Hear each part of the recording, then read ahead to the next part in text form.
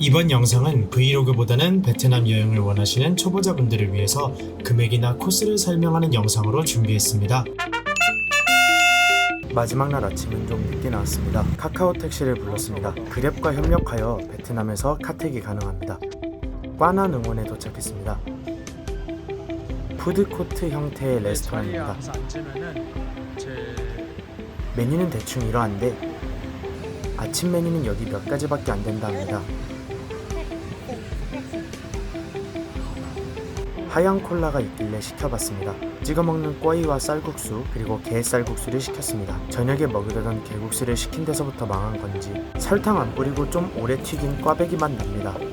굳이 설탕 찍어 먹는 게 더 맛있겠는데? 백선생님 설탕으로 돌아와 주세요. 계산을 원하면 종업원이 빌지를 가져다 줍니다. 카운터까지 가지 않고 자리에서 계산합니다. 많은 메뉴를 경험해 보러 간 꽈난응원에서 망했으니 소화를 시키러 걸어가 줍니다. 그리고 숙소에 들러 짐 정리를 했는데 이건 개인별로 분배가 다를 것 같아서 영상에선 제외합니다. 동수원 시장으로 출발합니다. 여기는 일찍 닫으니 오전 방문이 좋습니다. 엄청나게 복잡하고 좁고 신기합니다. 외곽이나 입구 쪽에는 기념품 샵도 많고 안쪽에는 신발 파는 곳이 몰려있고 지갑 파는 곳이 몰려있고 이런 식입니다. 2층으로 올라갈 수 있습니다. 2층은 아동복이나 원단 위주의 실크 제품이 많습니다. 여기도 맘먹고 털면 옷을 좀 건지지 싶었지만 정신도 시간도 없어서 패스. 통로를 통해 옆으로도 갈 수 있습니다. 구조만 자꾸 설명하는 게 진짜 쇼핑 좋아하는 저도 살 게 없었습니다. 특정 기념품이나 의류의 목적이 있는 게 아니시라면 비추합니다. 나와서 베트남의 대표 편의점 서클K에 가줍니다. 한국, 일본 편의점 반씩 섞은 느낌입니다. 너무 한국 편의점 같은 나머지 비비고 있는 고수김치. 궁금하니까 베트남식 찐빵 밤바오를 먹어줍니다. 안에 메추리알 같은 게 들어있던데 삼립호빵이 더 맛있어요. 쇼핑이 망했으니 로드샵이라도 구경하며 가줍니다. 실크 제품을 이렇게 싸게 파는 가게들이 많습니다. 비치웨어 겸 잠옷으로 바지 하나씩 구매. 이젠 정말 숙소에 가서 체크아웃을 했습니다. 로비에 캐리어를 맡겨두고 택시로 병원행. 이미 많은 글들을 보셨겠지만 지하로 바로 들어가서 엘리베이터로 6층에 갑니다. 여권과 잔돈을 준비하셔야 합니다. 검사는 한국과 크게 다르지 않고 대기인이 다 한국인이라 대충 다 통합니다. 검사 받고 1시간 정도 후에 오라고 합니다. 사실은 한 3-40분 만에 나온다네요. 이때 점심을 먹었어야 했는데 배가 안 고파서 걸어서 쩐국 사원에 가기로 합니다. 걸어가는 거리가 꽤 멀고 이쪽 편에서 가시면 볼 게 없습니다. 만약 저처럼 다녀오신다면 택시 활용해보세요. 서울 근처로 오니까 호안게임과는 완전 다른 느낌입니다. 주변에 진짜 크고 높은 건물도 많아지고 저 파리바게트다. 대신 베트남 거리 느낌은 없어집니다. 서울 쪽으로 쭉 걷다 보니 쩐꾸옥 사원이 눈에 띕니다. 그런데 여기서 치명적인 실수가 있었는데 베트남 관광지는 점심시간에 입장을 막습니다. 각 관광지별 입장 시간을 참고해주세요.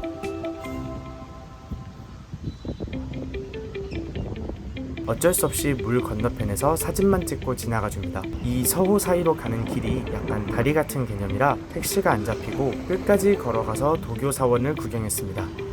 그리고 도교 사원 앞에서 택시를 잡는데 그냥 카택을 기다리다 보면 중간에 새로운 기사님이 잡힙니다. 이게 기사님들이 취소한 것 같긴 한데 이런 식으로 시간이 지체될 수 있다는 거 불편함을 미리 알아두시면 좋을 것 같고 도교 사원 앞에서 택시 진짜 안 잡힙니다. 택시 타고 다시 병원에 가서 컴퓨터 앞에 앉으신 분께 여권을 보여드리고 결과지를 받아서 다시 택시 타고 거위 쌀국수로 이동.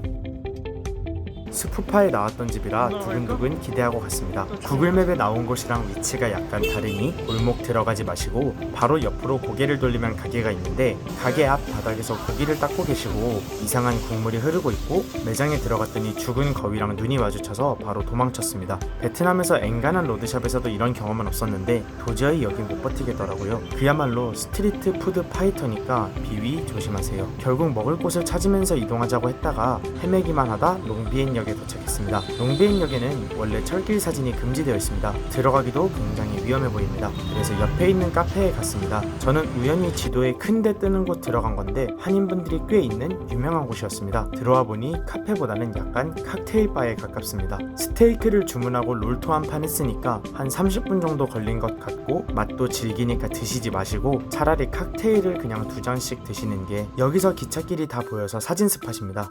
여기선 다행히 택시가 잘 잡혀서 다시 우리 동네로 돌아갑니다.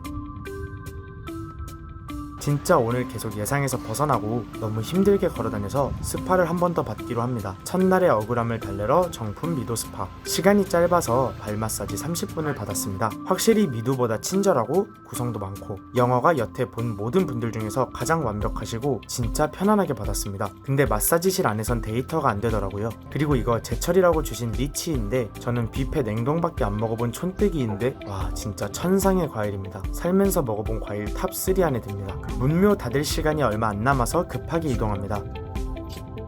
미리 알았더라면 선 문묘 후스파 했을 텐데. 문묘 입장 시간과 금액입니다.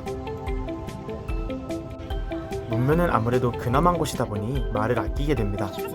안에 군데군데 포토스팟이 있습니다. 약간 베트남의 작은 경복궁 느낌으로 볼 거 많았고 관광지 중에선 꽤 만족도 높았고 이렇게 옆길로 돌아가면 뒷건물에 들어갈 수 있습니다. 어떤 내용인진 모르지만 저도 돈 놓고 기도 한번 드립니다.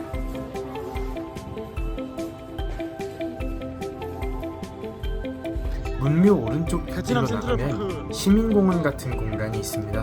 물놀이나 공놀이 등 관광지 옆에서 신기하네요. 나와서 주변 길을 걸어보려 하니 재개발 중입니다. 결국 여기서도 저녁 식사는 힘들이라 판단 돌아갑니다.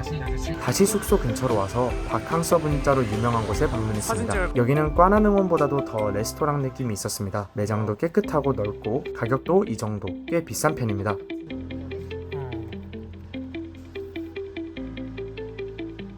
와이파이도 따로 제공해주시고 얼음컵은 이렇게 주십니다. 마치 양주처럼. 못 먹어본 짜까탕롱 비슷한 음식과 볶음밥 먹어봅니다. 근데 진짜 맛있고 깔끔합니다.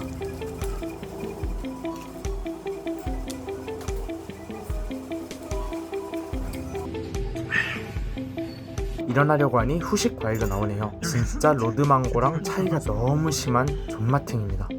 이젠 숙소에서 짐을 받아 택시를 타고 가줍니다. 택시에 캐리어 2개가 간당간당 들어갔습니다. 카택 부르면 거의 경차 느낌이 오기 때문에 불안하시다면 픽업 서비스 쓰시는 게 나을 것 같습니다. 롯데스카이로 이동해줍니다.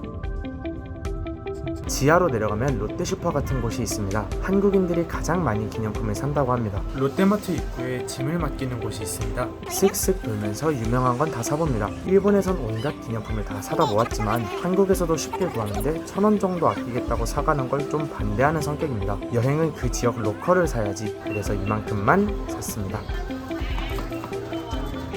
길거리에서 자주 봤던 탄산음료 레드불 한 잔 마셔주고 백화점 구경하러 올라갑니다. 물가는 한국보다 1-20% 정도밖에 안 쌉니다. 뜬금없지만 백화점 층마다 흡연구역이 있어 놀랐습니다. 여기서 식사를 하시는 코스도 많으시던데 베트남 전통식 느낌은 별로 없고 백화점 푸드층 느낌입니다. 시간이 여기서 꽤 남아버렸으니 혹시 30분짜리 스파라도 있나 해서 나와봅니다. 그런데 이 뒤쪽 건물들은 꽤 분위기가 다릅니다. 새벽 맥주거리 길보다도 더 음침하고 아이들은 가면 안 되는 거리도 많은 듯하니 안 가시는 걸 추천합니다. 결국 다시 백화점으로 돌아와 30분 정도 구경하고 스카이 할인 시간까지 기다려줍니다.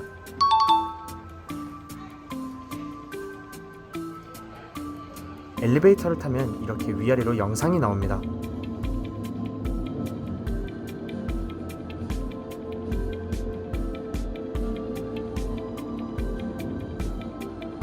순식간에 도착한 전망대 위층의 스카이바를 경험하시는 분들도 많으시던데 그러려면 마지막 일정으로 넣긴 곤란하니까 저는 전망대로 왔습니다. 그리고 결국 남는 사진으로는 전망대가 훨씬 나은 것 같았습니다. 전망대의 몇 포토스팟을 구경하고 여행의 후기를 짧게 나누며 다시 카카오 택시로 공항으로 이동합니다. 1층에서 롯데호텔이 잡아주는 택시 서비스를 이용할 수도 있습니다. 공항에 돌아오셨다면 웬만하면 환전이나 기념품 샵부터 들르세요. 12시에 모든 가게가 닫아 저희는 환전을 못했습니다. 노이바이 공항에는 무게를 잴 수 있는 곳이 없습니다. 저희는 불안해서 안내데스크에 물어봤는데 아무 안내처나 들어가서 레일 위에 올려보라고 합니다. 수속을 다 마쳤는데 옆에서 코로나 검사를 못 받으신 분들이 잡혀 있었습니다. 공항에서 바로 받고 비행기를 타려면 600만 동 이상 든다고 합니다. 영상이 끝나가니 뭔가 여행도 다시 끝난 것 같네요. 시청해주셔서 감사합니다. 즐거운 하노이 여행 되세요.